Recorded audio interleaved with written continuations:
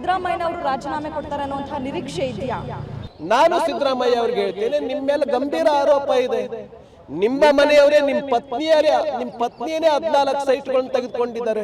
High court ಹೇಳಿದೆ ಈಗ ನಾಗಪ್ರಸನ್ನ ಫಲಾನುಭವಿಗಳು ಹೊರಗಿನವರಲ್ಲ ಒಳಗಿನವರು ಅಂತ ಹೇಳಿದೆ. ಡಿಕೆ ಶಿವಕುಮಾರ್ ಅವರು ಬಿಜೆಪಿ ವಿರುದ್ಧ ಹರಿಹಾಯ್ದಿದ್ರು. ಅಂದ್ರೆ ಸಿದ್ದರಾಮಯ್ಯ ಅವರು ಯಾವುದೇ ರೀತಿಯಾದಂತಹ ನೈತಿಕ ಹೊಣೆ ಹೊತ್ತು ರಾಜೀನಾಮೆ ಕೊಡೋ ಹಾಗಿಲ್ಲ ಅಂತ ಕೂಡ ಹೇಳಿದ್ರು. ಸಿದ್ದರಾಮಯ್ಯನ ನಂತರ ನಾನೇ ಮುಖ್ಯಮಂತ್ರಿ ಆಗಬೇಕು ಅನ್ನೋ ಕಾರಣಕ್ಕೆ ಅವರು ಡೇ ಅಂಡ್ ನೈಟ್ ವರ್ಕ್ ಮಾಡ್ತಿದ್ದಾರೆ.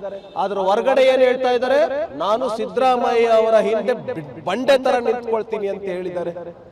ಬಂಡೆ ತರ ನಿಂತ್ಕೊಳ್ತಾರೋ ಬಂಡೆನೆ ಸಿದ್ದರಾಮಯ್ಯ ಅವರ ಮೇಲೆ ಬೀಳುತ್ತಾ ಈ ಕಾದ್ ನೋಡೋಣ. ಕೂಡ ಪ್ರಕರಣದಲ್ಲಿ ಸಿಎಂ ಸಿದ್ದರಾಮಯ್ಯನವರ ವಿರುದ್ಧ ಇಂದು ಹೈಕೋರ್ಟ್ ತೀರ್ಪು ಕೂಡ ನೀಡಿದೆ. ಈಗ ಬಿಜೆಪಿಯ ಮಲ್ಲೇಶ್ವರಂನ ಜಗನ್ನಾಥ ಭವನದಲ್ಲಿ ಪ್ರತಿಭಟನೆ ಕೂಡ ಮಾಡ್ತಾ ಇದ್ದಾರೆ ಬಿಜೆಪಿ ನಾಯಕರು ರಾಜೀನಾಮೆಗೆ ಆಗ್ರಹಿಸಿ. ಈಗ ನಮ್ಮ ಜೊತೆ ವಿಧಾನ ಪರಿಷತ್ ಸದಸ್ಯರಾದ ರವಿಕುಮಾರ್ ಇದ್ದಾರೆ, ಬನ್ನಿ ಮಾತಾಡ್ಸೋಣ.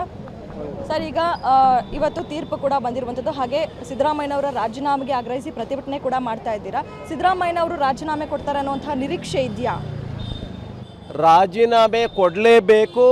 ಯಾಕೆ ಅಂತ ಹೇಳಿದರೆ, ಸಿದ್ದರಾಮಯ್ಯ ಅವರೇ ಈ ಹಿಂದೆ ಹೇಳಿದ್ದಾರೆ ಕರ್ನಾಟಕ ರಾಜ್ಯದಲ್ಲಿ ಯಡಿಯೂರಪ್ಪನವರ ಬಗ್ಗೆ ಈ ಥರದ ಒಂದು ಆರೋಪ ಬಂದಾಗ ಯಡಿಯೂರಪ್ಪ ಅವರೇ ಮೊದಲು ನೀವು ರಾಜೀನಾಮೆಯನ್ನು ಕೊಡಿ, ತನಿಖೆಯ ನಂತರ ನೀವೇನಾದರೂ ಕೂಡ ನಿರ್ದೋಷಿ ಅಂತ ಆದರೆ ನೀವು ಮತ್ತೆ ಮುಖ್ಯಮಂತ್ರಿಯಾಗಿ ನಂದು ಯಾವುದೇ ವಿರೋಧ ಇಲ್ಲ ಅಂತ ಸಿದ್ದರಾಮಯ್ಯ ಅವರು ಹೇಳಿದ್ದಾರೆ. ನಾನು ಅದೇ ಮಾತನ್ನು ಸಿದ್ದರಾಮಯ್ಯ ಅವ್ರಿಗೆ ಹೇಳ್ತೀನಿ, ನೀವು ಹೇಗೆ ಯಡಿಯೂರಪ್ಪನವ್ರಿಗೆ ತನಿಖೆಯಲ್ಲಿ ನಿರ್ದೋಷಿ ಅಂತ ಕಂಡು ಬಂದಮೇಲೆ ನೀವು CM ಆಗಿ, ಅಲ್ಲಿವರೆಗೆ ನೀವು ರಾಜೀನಾಮೆ ಕೊಡಿ, ನಿಮ್ಮ ಮೇಲೆ ಆರೋಪ ಬಂದಿದೆ ಅಂತ ಹೇಳಿದರು. ನಾನು ಸಿದ್ದರಾಮಯ್ಯ ಅವ್ರಿಗೆ ಹೇಳ್ತೇನೆ, ನಿಮ್ಮ ಮೇಲೆ ಗಂಭೀರ ಆರೋಪ ಇದೆ. ನಿಮ್ಮ ಮನೆಯವರೇ ನಿಮ್ಮ ಪತ್ನಿಯೇ 14 ಸೈಟ್ಗಳನ್ನು ತೆಗೆದುಕೊಂಡಿದ್ದಾರೆ. ಹೈಕೋರ್ಟ್ ಹೇಳಿದೆ ಈಗ ನಾಗಪ್ರಸನ್ನ ಫಲಾನುಭವಿಗಳು ಹೊರಗಿನವರಲ್ಲ ಒಳಗಿನವರು ಅಂತ ಹೇಳಿದೆ ಹೈಕೋರ್ಟ್. ಹಾಗಾಗಿ ನೀವು ರಾಜೀನಾಮೆಯನ್ನು ಕೊಡಲೇಬೇಕು.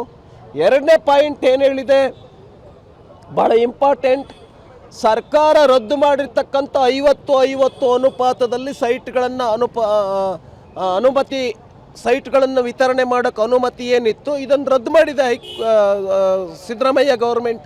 ಅಂದರೆ 50-50 ಪಾಲಿಸಿ ಇದು ತಪ್ಪು ಅಂತ ಆದಮೇಲೆ ನೀವು 50-50 ಕೆಳಗಡೆ 14 ಸೈಟ್ಗಳನ್ನು ಹೆಂಗೆ ತೆಗೆದುಕೊಂಡ್ರಿ? ನೀವು ತಪ್ಪು ಮಾಡಿದ್ರಿ ಅಂತ ನೀವು ಒಪ್ಕೊಂಡ್ರಿ.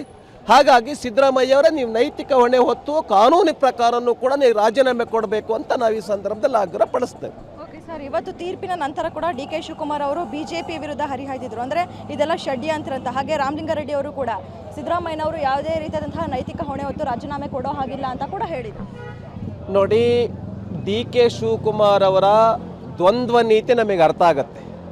ಅವ್ರು ಯಾಕೆ ಡೇ ಆ್ಯಂಡ್ ನೈಟ್ ವರ್ಕ್ ಮಾಡ್ತಾ ಇದ್ದಾರೆ, ರಾತ್ರಿ 2 ಗಂಟೆ 3 ಗಂಟೆ ಎಲ್ಲ ಬೆಂಗಳೂರು ಸುತ್ತೋದು ಕೆಲಸ ಮಾಡೋದು ಎಲ್ಲ ಮಾಡ್ತಾ ಇದ್ದಾರೆ. ಅಂದರೆ ಈ ಒಂದು ಜಡ್ಜ್ಮೆಂಟು ಈಗ ಬರ್ಬೋದು ಅಂತ ಗೊತ್ತಿರ್ಬೋದು ಅವರಿಗೆ, ಆದ್ದರಿಂದನೇ ಅವ್ರಿಗೆ ಡೇ ಆ್ಯಂಡ್ ನೈಟ್ ವರ್ಕ್ ಮಾಡ್ತಾ ಇದ್ದಾರೆ. ಸಿದ್ದರಾಮಯ್ಯನ ನಂತರ ನಾನೇ ಮುಖ್ಯಮಂತ್ರಿ ಆಗಬೇಕು ಅನ್ನೋ ಕಾರಣಕ್ಕೆ ಅವರು ಡೇ ಆ್ಯಂಡ್ ನೈಟ್ ವರ್ಕ್ ಮಾಡ್ತಿದ್ದಾರೆ. ಆದರೆ ಹೊರಗಡೆ ಏನು ಹೇಳ್ತಾ ಇದ್ದಾರೆ, ನಾನು ಸಿದ್ದರಾಮಯ್ಯ ಅವರ ಹಿಂದೆ ಬಂಡೆ ಥರ ನಿಂತ್ಕೊಳ್ತೀನಿ ಅಂತ ಹೇಳಿದ್ದಾರೆ. ಬಂಡೆ ಥರ ನಿಂತ್ಕೊಳ್ತಾರೋ ಬಂಡೆನೇ ಸಿದ್ದರಾಮಯ್ಯ ಅವ್ರ ಮೇಲೆ ಬೀಳುತ್ತಾ ಈ ಕಾದ್ ನೋಡೋಣ. ಸರ್, ಹಾಗೆ ಸಿದ್ದರಾಮಯ್ಯನವರು ಈ ಒಂದು ಪ್ರಕರಣದಲ್ಲಿ ಅಂದರೆ ದೊಡ್ಡ ಲಾಯರ್ನ ಕರ್ಕೊಂಡ್ಬಂದು ವಾದವನ್ನು ಮಾಡಿಸಿದ್ರು, ಆದರೂ ಕೂಡ ಅವರ ಪರ ಒಂದು ತೀರ್ಪು ಬಂದಿಲ್ಲ. ನೋಡಿ, ಯಾರೇ ಎಷ್ಟೇ ದೊಡ್ಡ ಅಡ್ವೊಕೇಟ್ ಆದರೂ ಕೂಡ ನ್ಯಾಯನೇ. 50-50 ಪಾಲಿಸಿ ತಪ್ಪು ಅಂತ ಸಿದ್ದರಾಮಯ್ಯ ಸರ್ಕಾರನೇ ರದ್ದು ಮಾಡಿದೆ. ಅದ್ರ ಕೆಳಗಡೆ 14 ಸೈಟ್ಗಳನ್ನು ತೆಗೆದುಕೊಂಡಿದ್ದಾರೆ. ಹಾಗಾಗಿ ಮನು ಸಿಂಘ್ವಿ ಅವ್ರು ಬಂದು ಆರ್ಗ್ಯುಮೆಂಟ್ ಮಾಡಿದ್ರೇನು ಅಥವಾ ಕಪಿಲ್ ಸಿಬ್ಬಲ್ ಬಂದು ಆರ್ಗ್ಯುಮೆಂಟ್ ಮಾಡಿದ್ರೇನು ಏನು ವ್ಯತ್ಯಾಸ ಆಗಲಿಲ್ಲ. ಜಸ್ಟಿಸ್ ನಾಗಪ್ರಸನ್ನ ಅವರು ಕೊಟ್ಟಿರ್ತಕ್ಕಂಥ ಜಡ್ಜ್ಮೆಂಟ್ ಅತ್ಯಂತ ಐತಿಹಾಸಿಕವಾಗಿದೆ. ನಾನು ಹೈಕೋರ್ಟ್ಗೆ ಅಭಿನಂದನೆಯನ್ನು ಸಲ್ಲಿಸ್ತೇನೆ. ಧನ್ಯವಾದ. ಇದಿಷ್ಟು ವಿಧಾನ ಪರಿಷತ್ ಸದಸ್ಯರಾದ ರವಿಕುಮಾರ್ ಅವರ ಮಾತು. ಕ್ಯಾಮರಾ ಪರ್ಸನ್ ಗಿರಿಬಾಬು ಜೊತೆ ಕವನ Shivanna, guarantee news, Bengaluru. Guarantee news, ಸುದ್ದಿ ಖಚಿತ, ನ್ಯಾಯ ನಿಶ್ಚಿತ.